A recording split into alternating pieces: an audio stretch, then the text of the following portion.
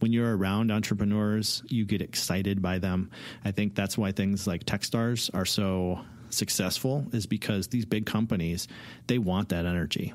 And they just want to hang out with that energy because they can bring that back to their companies that will help them try to find new and different ways to look at things. Welcome to the Schmidt List, the podcast for people dedicated to managing successful projects, developing impactful products, and building engaged teams.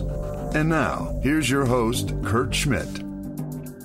Hello, everyone, and welcome to episode 52. This week, we are talking to Nick Roseth, the man behind HOUT Digital and DocuMNtary. Nick and I talk about the history of innovation and tech in Minnesota and why the startup community here is so open and supportive. I learned a lot from my conversation with Nick, and I know you will too. But let's take a moment. Before we get started, I wanted to mention that I'm available to speak at your organization or conference on how to establish a growth mindset. Hit me up at Kurt, that's K-U-R-T, Kurt at FoundryMakes.com to learn more. Speaking of Foundry, head over to FoundryMakes.com to learn more about how we accelerate innovation in companies big and small. That's FoundryMakes.com. And now, on with the show. Nick, thank you for joining me today. Thanks for having me. I'm really excited to talk to you about the film you made and the feedback you've been getting and what's next for you after this really pretty amazing achievement that you've done. How did you get involved in technology first? Like, how did you end up being a part of the tech community and eventually finding a passion to learning more about its roots and how diverse it is here? Sure. So if I kind of start back, when I was a kid, I used to love to take my motor cars, pull them completely apart, and then build brand new motor cars. So I got interested in kind of technology and engineering really early. And then I was a St. Paul kid that ended up in Woodbury. Oh, okay. So I was kind of isolated. Yeah. And this is just at the time the internet was coming around. So the internet was kind of my way to communicate with the rest of the world and not feel completely isolated in Woodbury. So I really got into tech right away, going back to the original, Apple II, loved video games, huge video games when I was a kid. And then just kind of got interested more and more and really started to come in through the creative side. So I was really interested in art. And it was like 99, and this was like one of the biggest agency markets in the country. Yeah. And so I was like, all right, well, what do I want to do? So I started in a job and literally in the copy center and then moved into shipping. Had a great opportunity to do marketing with the company. And that really kind of helped launch me. And I was like 18. Okay. And so went from print design into web design into web development. So it's kind of a natural progression. So the way I explain what I've done is the first 5 years of my career were in the creative space. And then Flash was really like where I made my bones. So this is when Flash was coming out and doing animation and then more development with ActionScript and Flex. So kind of that whole suite. So I transitioned. I was doing, ActionScript development with 3D and then application development with Flex, PHP, some other online technologies. And then we pulled the company, my former company, Blue Earth Interactive, out of another company in about 2003. And then built it back up with just a few of us. And then as we grew that company, I ran more the interactive side of the division, which is a little more the creative side. And then we kept scaling and growing that, and then really started to build more into the leadership and management side of things. So that was really my big introduction, and started going to more MHTA events, and then eventually heard about Mini Demo and started to go to some of those. So kind of came in through the services and creative agency, digital shop, and then integrated with the community through, going there from a sales perspective and recruiting. Right. Yeah. Was that, what was one of the bigger challenges when you were creating the agency? What were some of the things that you learned along the way? So we're more more dev shop. We were kind of the crossover. It's like digital agency, I guess, before that was the big cool term. Yep.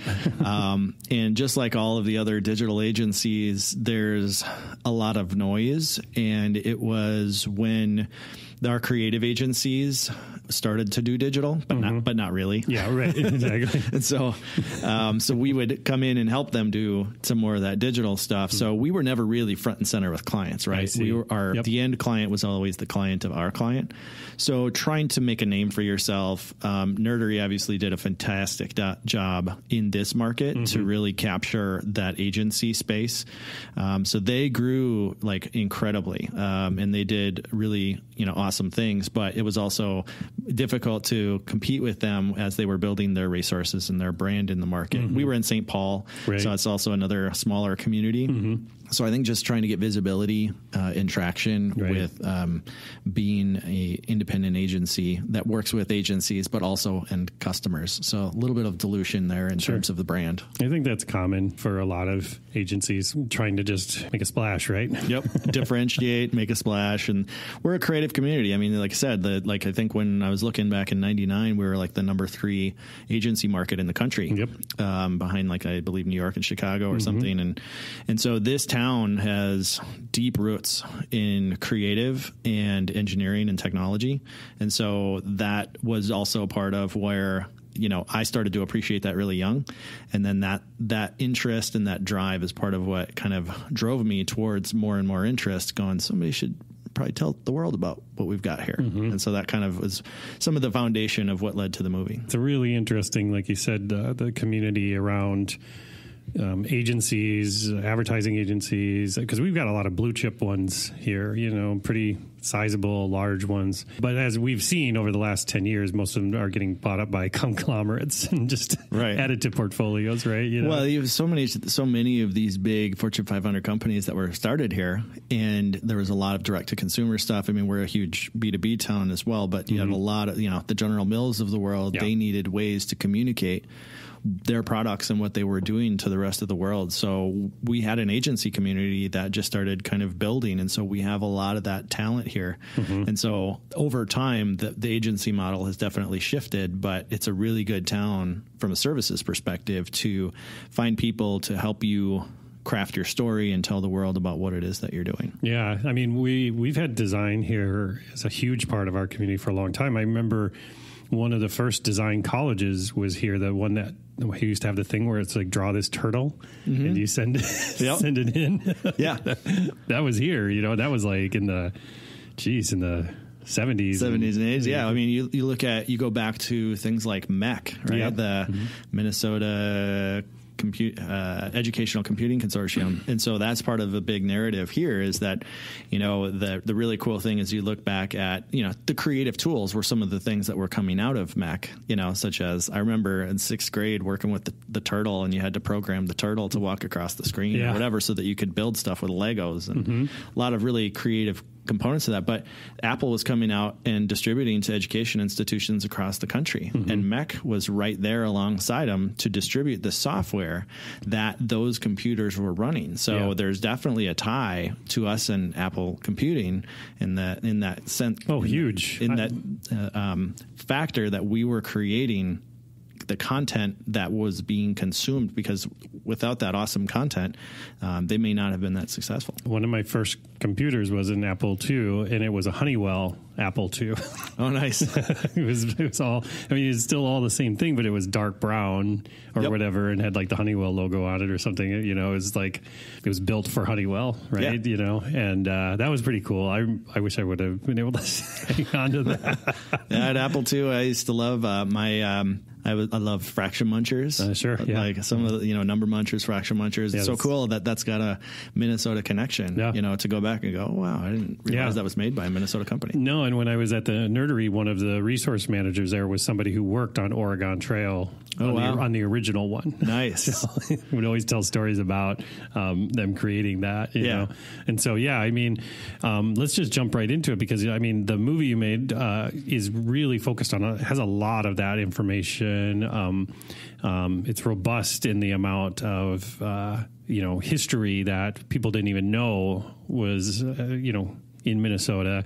And if there's one thing about Minnesotans is that they love to be proud of that sort of thing about how Minnesota's had this impact on the world, but they're not going to shout about it, right? They're not going to go and tell a lot of people about it, right? Because like, it's surprising. I mean, was it surprising to you that somebody hadn't done something like this before? Yeah. I mean, I guess I was, it's that humility thing. Mm-hmm. And I think that to a fault. Yeah, absolutely. So what was really interesting to me is that, documentary was actually one of those things where I woke up one morning, I was like, oh, here we go.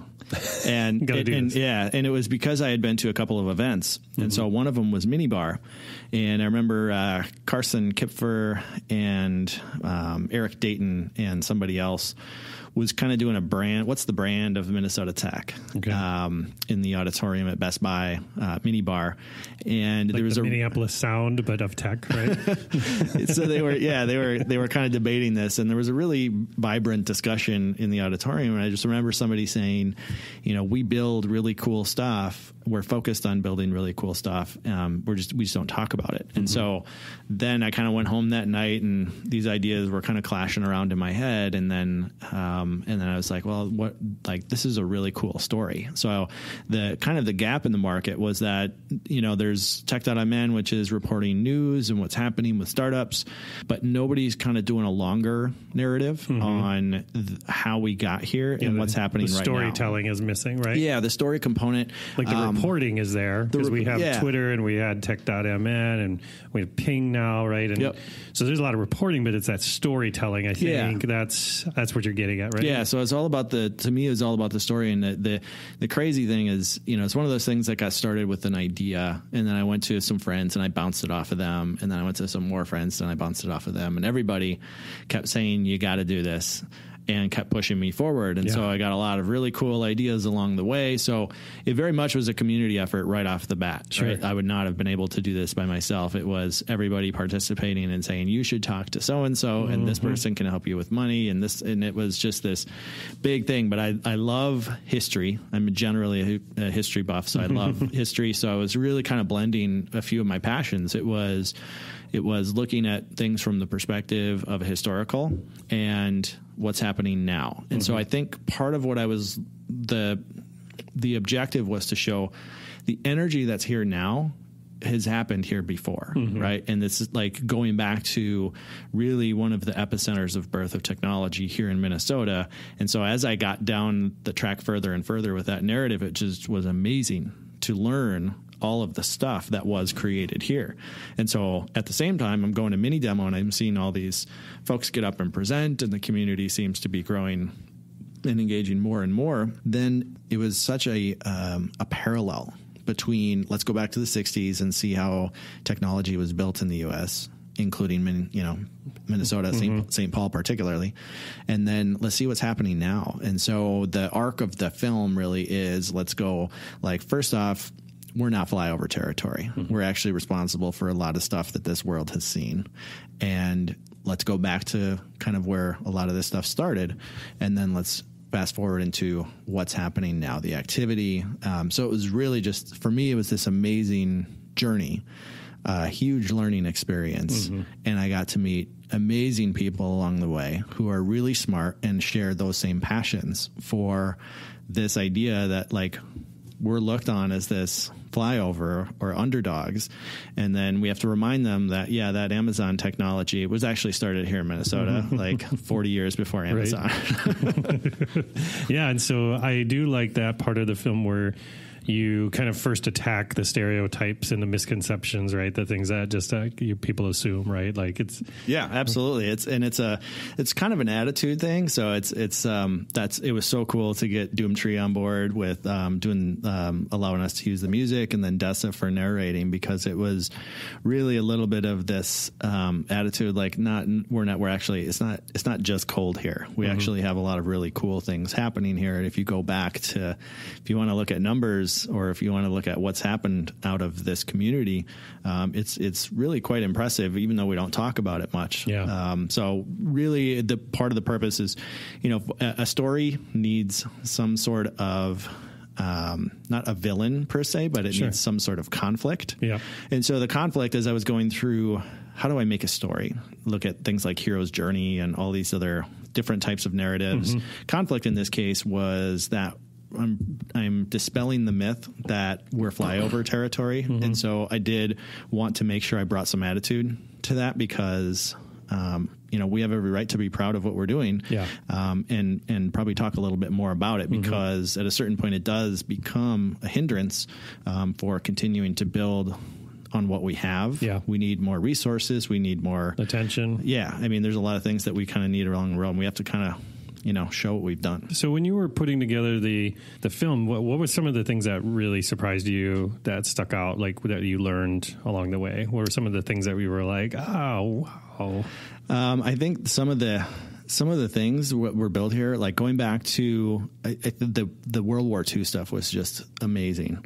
If you look back at some of the real increase in speed of innovation happened during the war. Mm-hmm. And a lot of that was because of codes and code breaking. Mm-hmm. So you have massive development, obviously, out of England and trying to break the Nazi codes, and then eventually trying to break the Russian codes. And so a lot of that technology was developed, between us and England, a lot of really cool resources working together to build stuff. And that continued on after the war. And so you have all of these resources like Honeywell, and I think General Mills, a lot of these old companies that had nothing to do with war production, right, but they were developing things like the gyroscope, developed here in Minneapolis, and the black box recorder.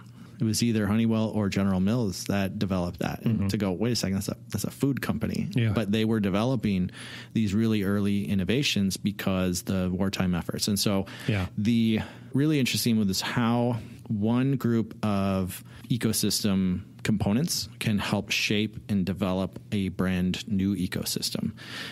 So this idea that those wartime efforts help to develop the technology community here. That story of how technology ended up in Minnesota is super cool. Yeah. How a group of folks working on code breaking in World War II ended up setting up a factory in a glider factory that used to make gliders for the war, and then started building out engineering research associates. And so then engineering ERA then started to develop some of the talent and resources that would eventually spin up Control Data. And then Control Data would eventually spin out, Bill Norris, and Seymour Cray, and then Cray Supercomputing would come out of that. So I think that the lineage going back to where it all started and how that just spawned all of these companies and all of these different tracks of technology was super interesting. Another point on a related note would be how when personal computing ended up out west, supercomputing really was a big deal here, business computing. But as personal computing took off, and we kind of missed that one, how all of the talent here coming out of the universities, how all of the companies, components manufacturers, microtechnology, nanotechnology suppliers ended up happening to be here to help transfer as our ecosystem started to transfer over into medical device. So if you think about tiny transistors, nanotechnology, a lot of those components that are needed to really develop a brand new business ecosystem were here and ready to help build out a med tech industry. So if you look back at the beginnings of the med tech industry, you can kind of see that transition from computing as one of our major industries starting to kind of morph and shift into the med tech community. So I thought that was just a super interesting narrative along the way as well. Another one was also just the human element and how our culture really sets the precedent for what we do. And so if you go back to, we all come from farm, this is at the end of the day, it was farming communities and those farming communities come together and we help each other. So I think that the absolute most important lesson for me was this Minnesota culture, this give first thing, this helpful nature. Chip Pearson has an amazing perception of kind of this whole narrative of how, when you were on the farm and your closest neighbor was 6 miles away and they knocked on your door, they really needed your help. Yeah. So, we build our barns together. So I think that's part of what has created the fabric of such a close community. And so I noticed that once I got closer and closer into the entrepreneurial startup tech community here, that once you're in, you really are embraced as part of something bigger. And that's kind of this, as humans, this longing that we all have to be part of something.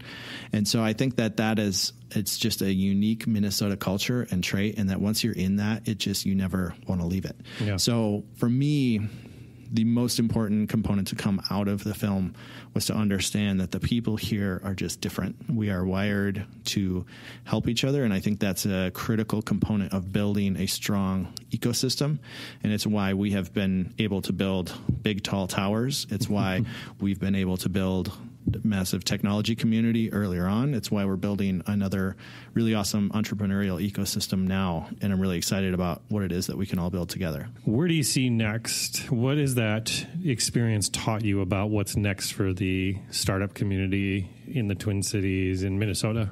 Yeah, I think it's kind of more of continuing to build on the foundation of what it is that we have here.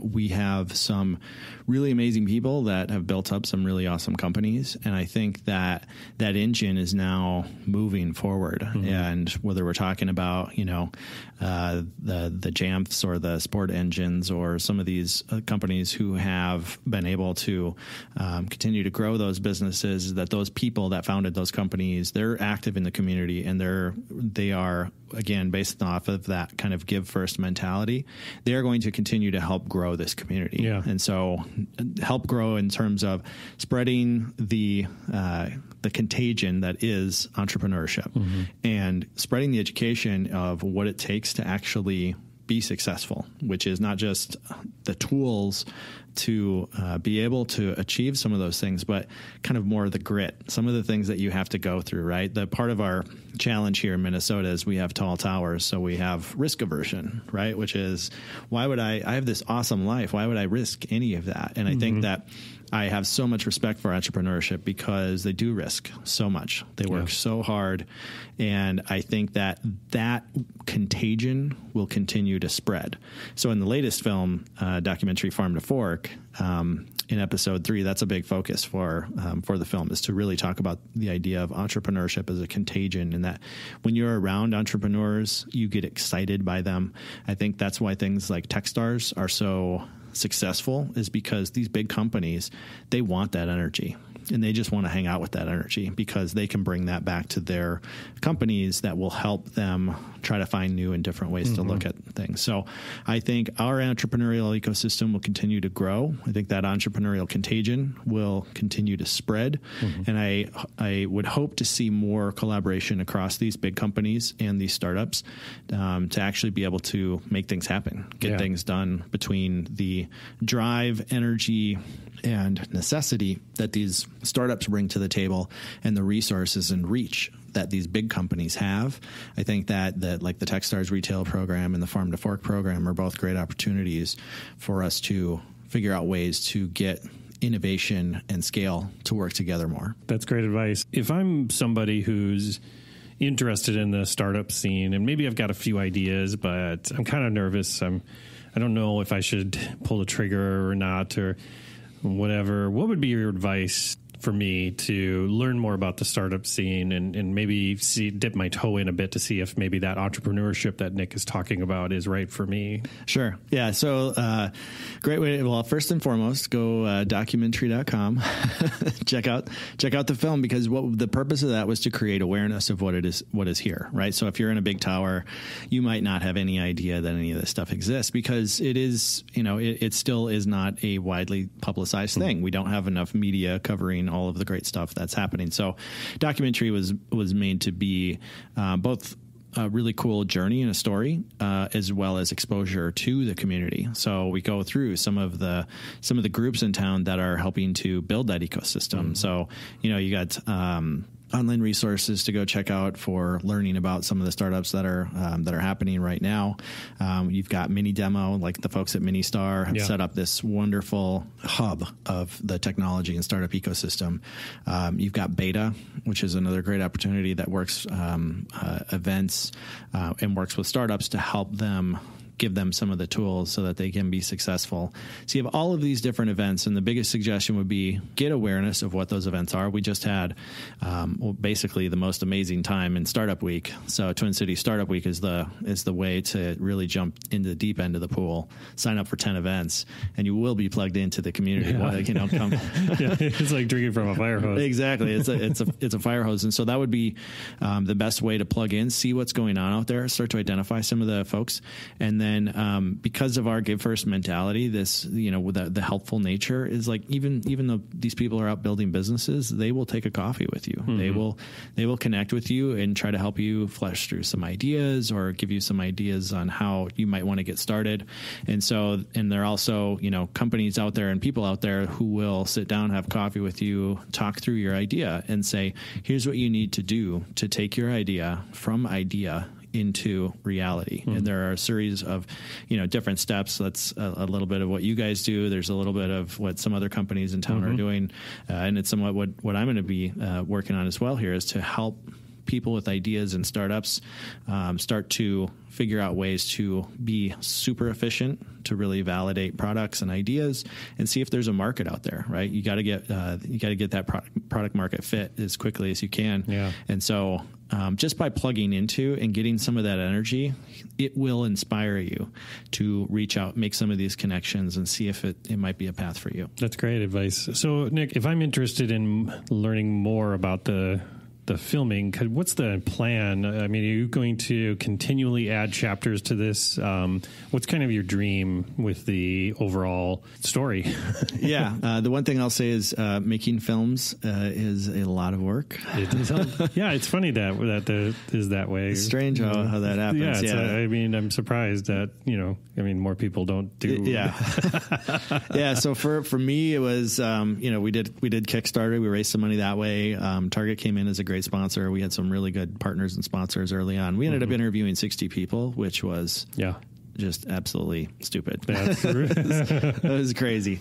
It's a lot of footage. So the footage, editing is so hard, and especially when you have so much good content, right? So we don't want to cut anything. We did the original film, tried to keep it small, down to like 47 minutes, but then I think I had over 20 hours of footage that we had to crop down to 48 minutes, and every second counts. So we started to do the minis, which is kind of more bite-sized content. There's a lot of other really cool stuff out there. And then eventually we ended up doing the Techstars Farm to Fork program to highlight what was going on there.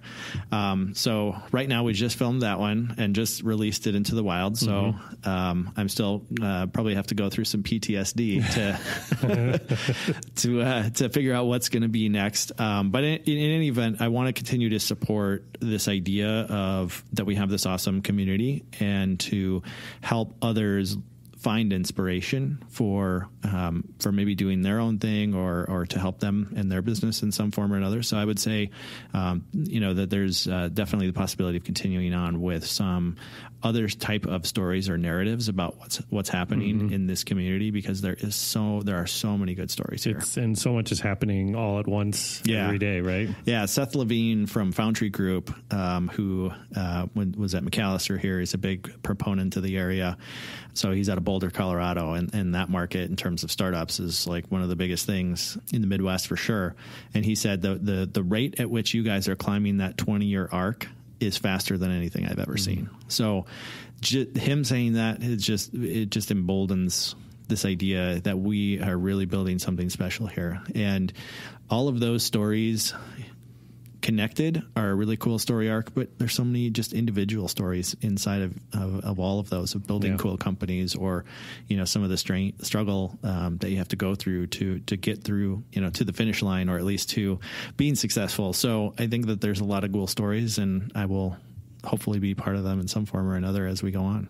So I want to change the subject just for a second, because I feel like everything I'm hearing about how you were able to get the movie made and how you were able to actually produce it and then eventually edit it and obviously send it out to folks and everything. Networking had to be very important for you, right? I've kind of thought about that over the years. Like if you advice to anybody trying to build a network, go make a film. Because you'll meet everybody. Yeah. Right? So from the networking perspective, it is just absolutely insane to look at what the first, 15 years or so of my career looked like in my LinkedIn profile, and then what 12 months can do to that. So that there again is the supportful nature of our community, which is, I connected with people I could never have imagined I would connect with. And I'm still connecting with people that I never would have imagined. So, the networking is absolutely critical if you're building a startup or a business. The Techstars program, both of them, that just got done. The Techstars Farm to Fork folks, they met with 115 people in like 3 weeks, which is just an insane number. But they're now connected to those people, and they can go to them with their ideas, or they can go to them for support. So, who is such a absolutely critical factor. And with a film, that has been a big part of how it got to where it is having those partnerships, having people to help you spread the word or to go find other stories. So there was weeks where I was just totally booked, mornings, coffees, happy hours, whatever, just constantly out hustling and talking to people and trying to spread this idea. And so that was a really fun and intense experience. But as I would say to anybody trying to build a startup, like that's what you got to do. Yeah, you got to really focus on crafting what your idea is, and understand that whatever that perfect pitch looks like today will improve and it'll get better, and you got to just keep telling it. So maybe on the 115th time you say it, you'll feel pretty good about it. Yeah. but networking is definitely a key component of integrating into this community, and it's very open to that. And as a community, we need to be more open to the outside, because that's the other side of the sword, is that a community that's so tight doesn't always let others in. Yeah. So from that perspective, definitely would say, be more open to helping other people and inviting them and embracing them in this community, because they will become a part of it and they'll help you do cool stuff with it. For sure. I found that when I did this show as well, it just, being able to connect with folks and how eager a lot of people were to tell their stories and talk about this stuff was great. It was very helpful, which I'm sure you found. But let me ask you specifically, did you just message people on LinkedIn and say, hey, CEO of blah, blah, blah, do you want to be on a movie? How did that happen for you? It was weird. That's, in some cases, that's kind of what I did. Mm-hmm. In a lot of cases, I would have some sort of a warm introduction, but I was... another thing that I was so surprised by, and it goes back to the people thing, but I was just so surprised by the reactions to people when I would just cold email them. I sent an email to info@doomtree.net, and they emailed me back within, 12 hours and said, sure thing. Yeah, man, use our music. The people factor comes in so heavily here, and that, just understand that you're going to send all these emails out, and most likely you won't hear a response. I think you have a better opportunity to hear a response here in this community, because that's what we do.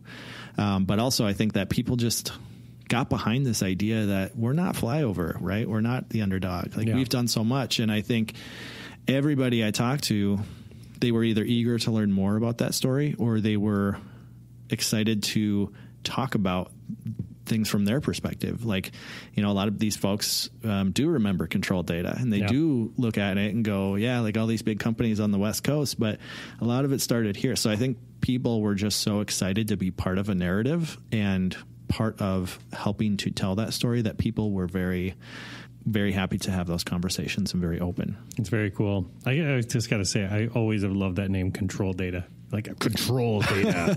It's like beekeeping. I'm going to keep bees. We're going to control all of the data. Control the data. Right. I mean, that's a bold move.